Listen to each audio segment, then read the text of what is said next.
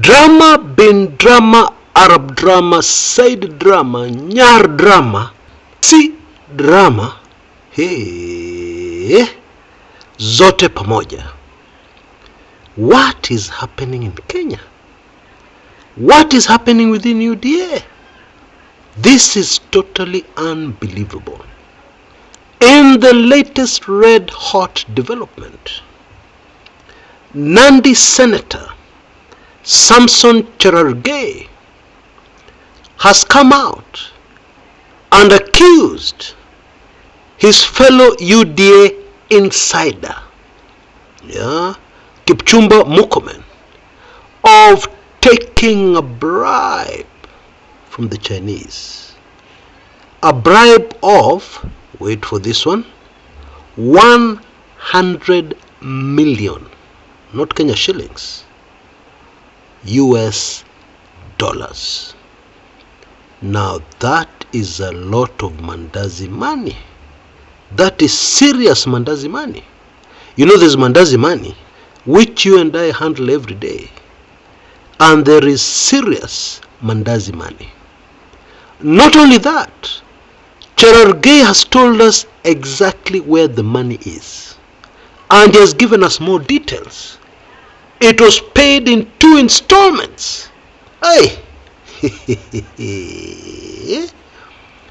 Now, the most disturbing thing in this news development, I know many Azimio supporters are excited.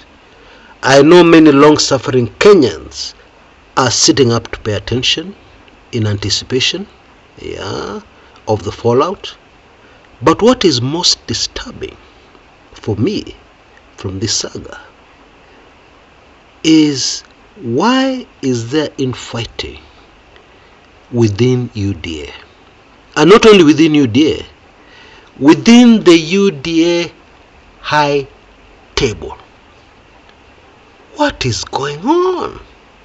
And even more disturbing, this revelation by Cherargei, Senator, breaks a rule, an unspoken rule amongst wakubwa in Kenya, which goes as follows: don't talk about my deals, and I will not talk about your deals. And trust me, this code is very serious, because it runs right across the political divide. People in the opposition know very well what UDA people are acquiring, and people within UDA know very well the dodgy things some politicians in Azimio are up to. But this code protects both of them. So what happened here? Not only is this not across the political divide, it is deep within UDA.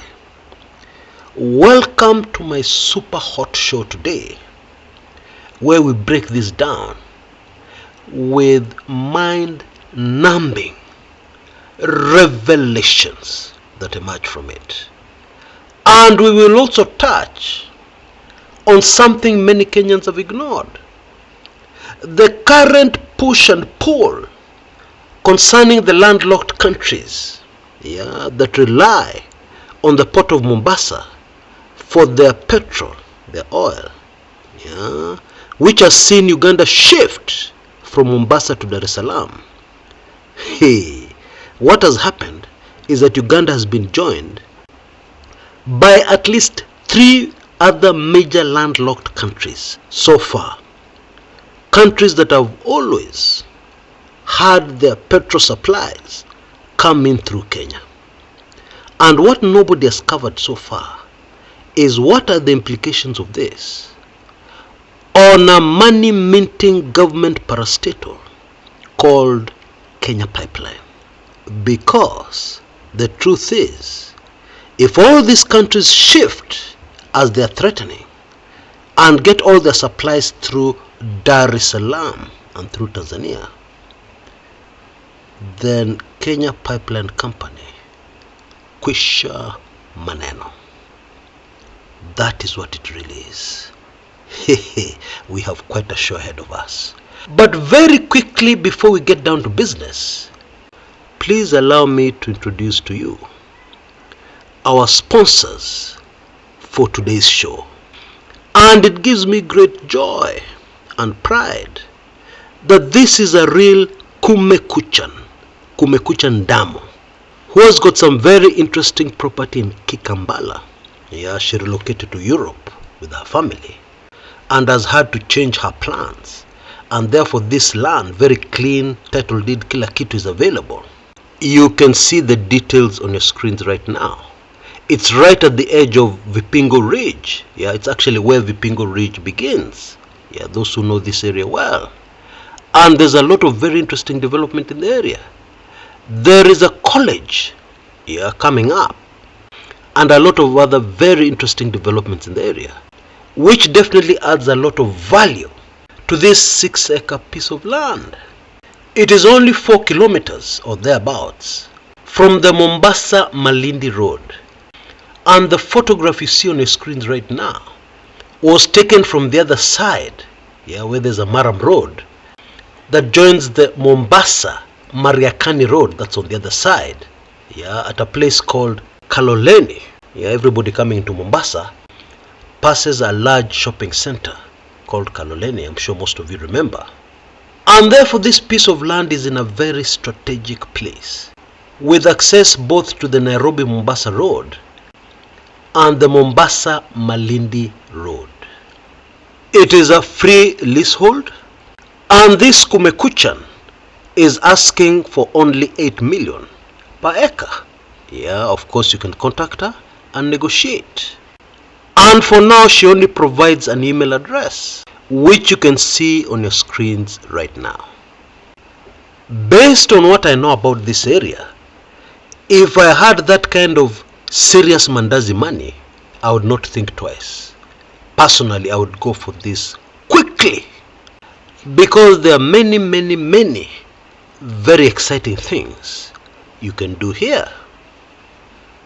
Right, back to Cherargei and Murkomen. Na kuambia hii maneno imekuwa mazito kweli, mazito sana. But maybe we should get this Kenya pipeline manenos out of the table first, because it's very brief. The late president of Tanzania, John Pombe Magufuli, started some very aggressive projects which were designed to take away lots of business from Kenya, yeah, for the landlocked countries. A very smart strategy. And until this point, that brilliant initiative by the late Magufuli had a few hiccups here and there. All those hiccups appeared to have vanished when neighboring Kenya came up with a monster called Finance Bill 2023. Because of the extra levies and taxes and so on that have come in, and middlemen who want to make money quickly, what has happened is that suddenly the Tanzanian route has become much more attractive for the landlocked countries to bring in their fuel. And I suspect Ugandan President Yoweri Kaguta Museveni has a hand, or has had a hand, in persuading these other landlocked countries. Yeah, for a very simple reason. The Tanzanian route is new. It has to be developed. Those people want to use it have to fully support that route for it to take off properly. But the headline news here is that as we speak, it is cheaper for a landlocked country to import their fuel through Dar es Salaam. Okay? That is the truth of the matter currently. Which brings up yet another very disturbing point that I want to share. Recently, President Ruto told us that the G2G deal, government to government fuel deal, was so good that it was being praised by these landlocked countries. They wanted to copy something like what Kenyans were doing. I'm sure you heard the speech. Well, it turns out that this cannot be true. Because logically, if they were praising the G2G deal, why would they be talking about changing the route through which their fuel arrives in their country from Kenya to Tanzania? Why? Does that make sense to you? And therefore it appears that Ruto did not tell us the truth. So what else is new?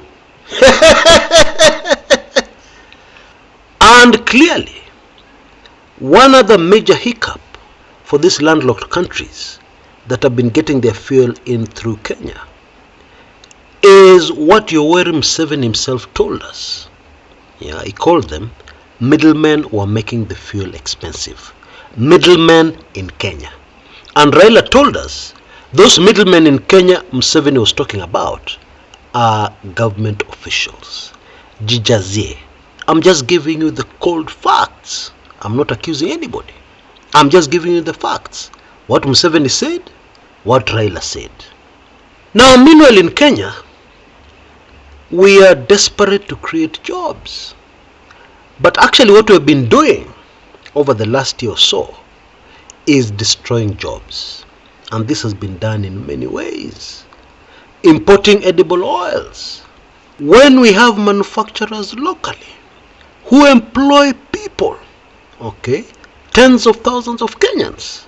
And now, if Kenya Pipeline runs into problems, of course even more Kenyans are going to lose their jobs.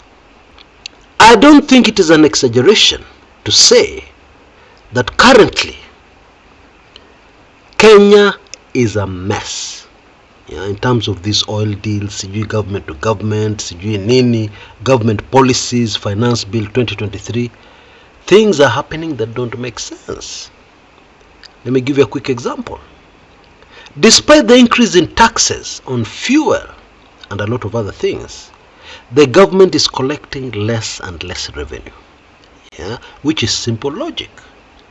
When you tax people too much, what do you expect? Yeah, people are using their vehicles less, and so the consumption of fuel has gone down.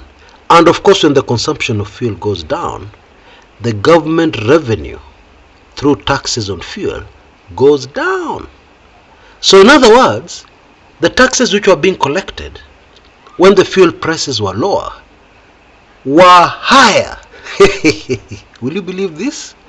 Than the taxes being collected now when the rates have been doubled from 8% to 16%. Now, all that doesn't make sense. Anyway, this Cherargei versus Murkomen war, in my opinion, is getting out of hand. You know, initially, there are those who believed that this was just play acting on the side of UDA. The whole idea was to divert attention, get Kenyans very excited and busy looking at what is happening in UDA, the infighting that has been stage managed, yeah, and then UDA have their way, yeah, they continue ruling as they keep Kenyans busy, and before you know it, pop, 2027 is here. There are many respectable analysts who were sure of that. However, those who are in that school of thought after this latest development can no longer remain there. Because when a war gets to this particular place, where somebody is exposing their colleague on the high table in UDA, the way Cherargei has exposed Murkomen with these crazy claims, yeah, it tells us this $100 million was paid in a first installment of $50 million. He didn't tell us when the second installment was paid, but he told us he knows where the money is. The money is somewhere in Dubai, but it belongs to Murkomen.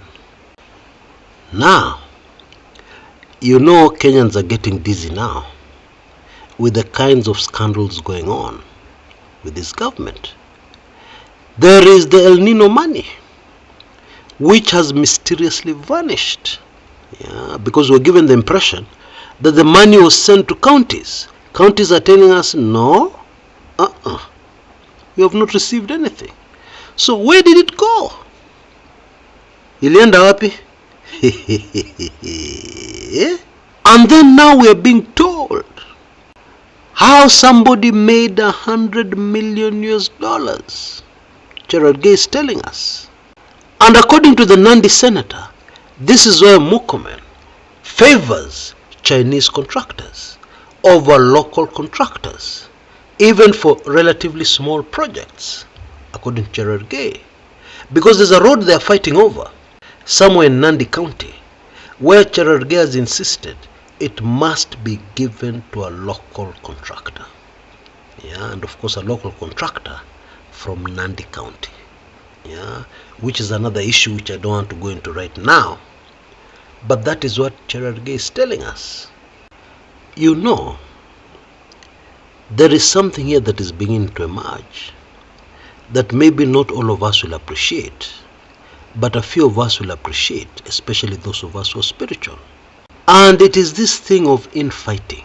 You know, when President Uhuru Kenyatta was still at State House, was still president, I produced various videos where I discussed the spiritual implications of his deputy betraying him and leading a rebellion against his boss.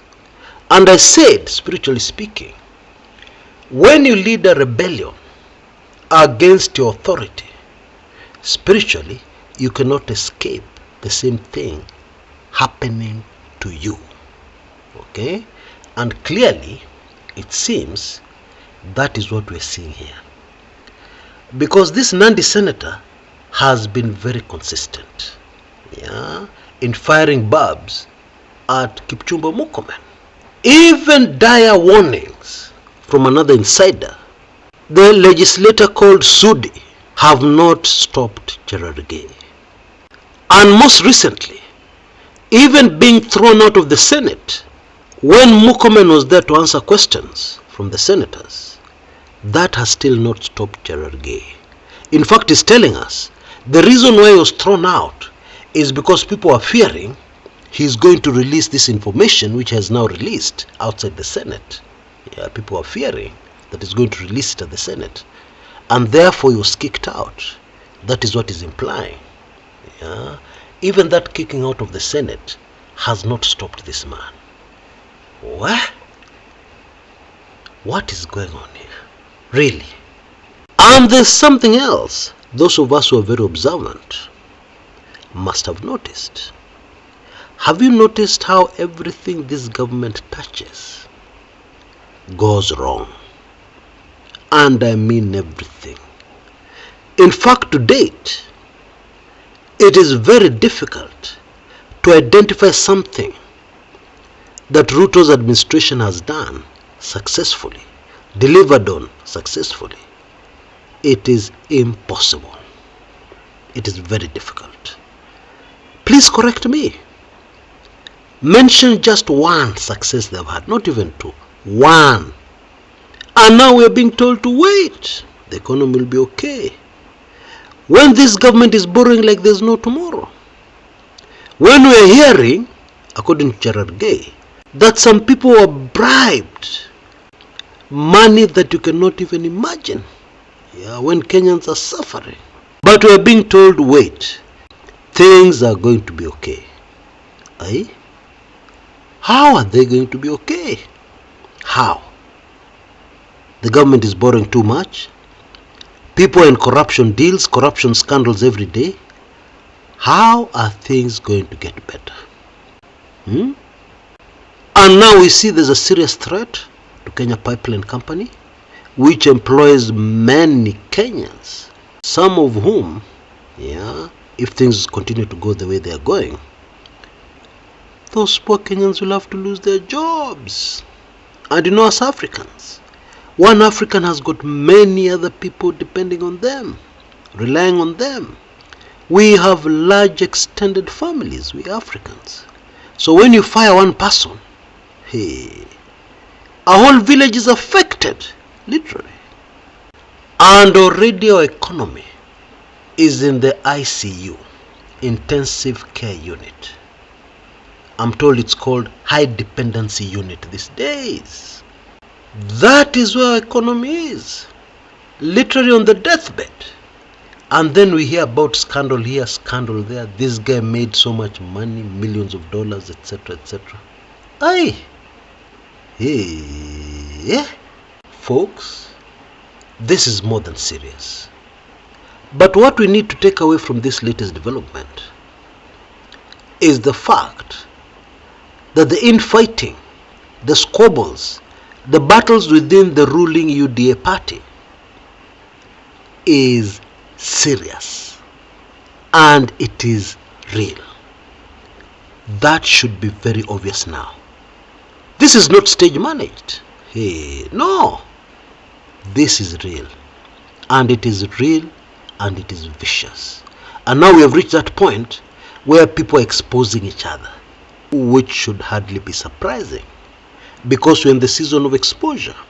And also we know that the foundation of this government was rebellion against an authority, rebellion against the government of Uhuru Kenyatta.